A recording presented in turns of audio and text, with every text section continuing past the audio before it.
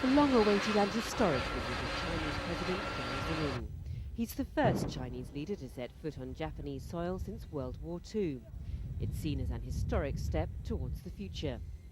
Talks with Japanese Premier Keizo Obuchi are expected to cover Japan's brutality against Chinese people in the 1930s and 40s. Despite the prospect of these very sensitive negotiations, which will also include the status of Taiwan, Jiang Zemin and his party seemed almost overjoyed by their arrival. Understandable, given that the trip has been billed as the start of a new partnership between the once estranged Asian powers. The smiles and handshakes continued later at a private dinner between the Chinese president and Japan's Prime Minister Obuchi. Such messages will be the last thing on their minds in Thursday's talks. Japan is Asia's top source of aid and investment, and China needs all the help it can get to fend off the crisis and develop its vast economy.